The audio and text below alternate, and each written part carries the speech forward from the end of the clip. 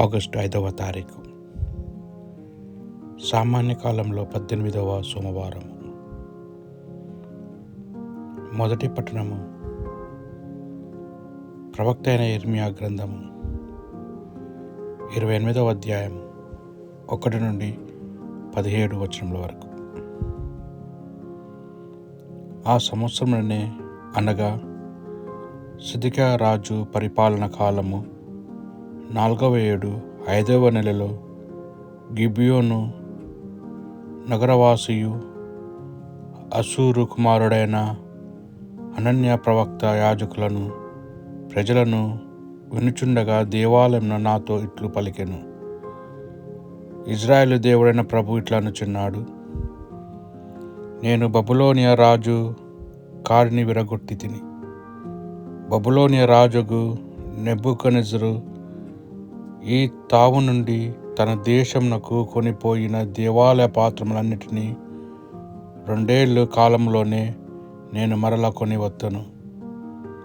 యెహోయాకీము కుమారుడు యూదారాజునగు యెహోయాకీమును బబులోనియకు బందీలుగా కొనిపోయిన యూదా దేశీయులందరినీ నేను వెనుకకు తీసుకొని వత్తును. నేను బబులోనియా రాజు కాడిని విరగొట్టుదును. ఇది ప్రభుడైన నా వాక్కు.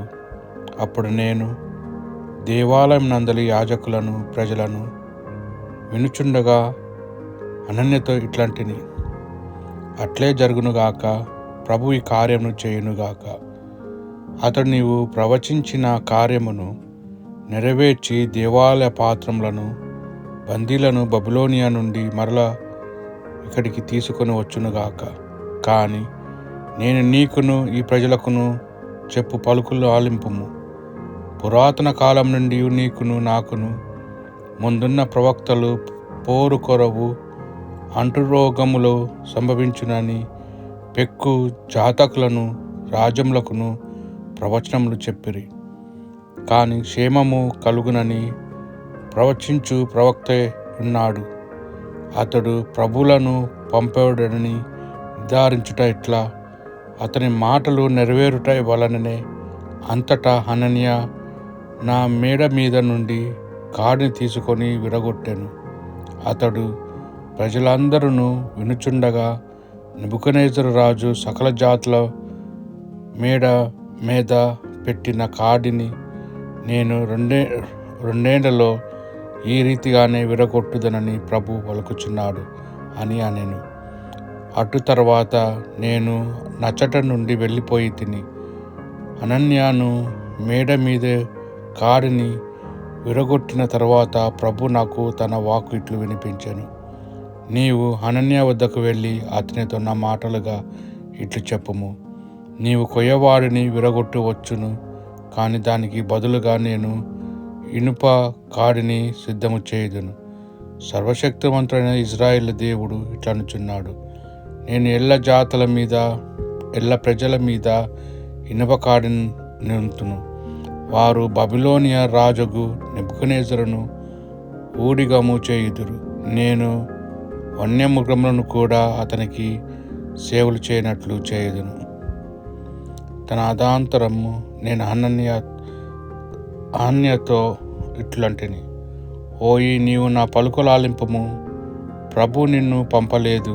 నీవు ప్రజలచే అనుమతును నమ్మించిరి కనుక ప్రభువు నీతో ఇట్లు చెప్పుచున్నాడు, నేను నిన్ను భూమి మీద నుండి ఆవులకు గెంటి వేయుదును. ప్రభువు మీద తిరుగుబాటు చేయుడని నీవు ప్రజలకు బోధించితివి. కావున ఈ ఏడు ముయగా మునిపే నీవు చత్తువు. ఆ 7వ నెలలోనే హనన్యా కన్ను మూసెను. ఇది ప్రభువు వాక్కు. భక్తి కీర్తన. ప్రభు, నీ కట్టడలను నాకు బోధింపుము. అపమార్గము నుండి నన్ను తప్పింపుము. నాకు నీ ఉపదేశమును దయచేయము. ప్రభు, నీ కట్టడలను నాకు బోధింపుము. నేను ఎల్లవేళ సత్యమునే పలుకును. నేను నీ విధులను నమ్మి ఉంటిని. ప్రభు, నీ కట్టడలను నాకు బోధింపుము. నీ పట్ల భయభక్తి కలవారు నీ శాసనములను ఎరిగిన వారు నీ పక్షమును అవలంబింతురుగాక. ప్రభు, నీ కట్టడలను నాకు బోధింపుము. దుష్టులను నన్ను నాశనం చేయించిరి, కానీ నేను నీ శాసనమును ధ్యానించుకొనుచున్నాను. ప్రభు, నీ కట్టడలను నాకు బోధింపుము. నీ విధుల నుండి వైదొలిగలేదు, నీవే స్వయముగా నాకు బోధించేసితివి. ప్రభు, నీ కట్టడలను నాకు బోధింపుము. పునీత మత్తయి గారు రాసిన సువార్త సువిశేషంలోని భాగం 14వ అధ్యాయము 13 నుండి 21 వచనముల వరకు. యేసు స్నాపకుడగు యోహాను మరణ వార్త విని అచ్చటి నుండి పడవెక్కి నిర్జన ప్రదేశమునకు ఒంటరిగా ప్రయాణమాయెను. ప్రజలు ఈ వార్త విని తమ పట్టణంలో నుండి బయలుదేరి సరస్సు తీరంలో ఆయనను కాలినడకన వెంబడించిరి. యేసు ఒడ్డు చేరి గొప్ప జనసమూహమును చూచి జాలిపడి వారిలోని వ్యాధిగ్రస్తులను స్వస్థపరిచెను. సాయం సమయమున శిష్యులు ఆయన సముఖమునకు వచ్చి, ఇది నిర్జన ప్రదేశము, వేళ అతిక్రమించినది, ఇక వారిని పంపివేయుడు, పల్లె పట్టులకు వెళ్ళి వారికి కావలసిన భోజన పదార్థములు చూచుకొందురని మనవి చేసిరి. అప్పుడు యేసు, వీరిని పంపివేయవలసిన అవసరం లేదు, మీరే వీరికి భోజన సదుపాయములు చేయుడు అని శిష్యులతో అనెను. మా వద్ద 5 రొట్టెలు 2 చేపలు తప్ప మరేమీ లేదు అని వారు ప్రత్యుత్తరమిచ్చిరి. వాని చెడు తీసుకొని రండు అని చెప్పి యేసు జనసమూహమునకు పచ్చిక బయళ్ళ మీద కూర్చుండుడని ఆజ్ఞాపించెను. ఆ 5 రొట్టెలను 2 చేపలను తీసుకొని ఆకాశం వైపు చూచి వానిని ఆశీర్వదించి తుంచి శిష్యులకు ఇచ్చెను. వారు వాని ప్రజలకు పంచిపెట్టిరి. వారందరూ భుజించి సంతృప్తి చెంది మీదట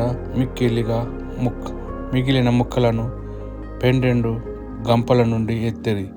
స్త్రీలు పిల్లలు కాక దాదాపు 5,000 మంది పురుషులు భుజించి సంతృప్తి చెందిరి. ఇది క్రీస్తు సువిశేషం.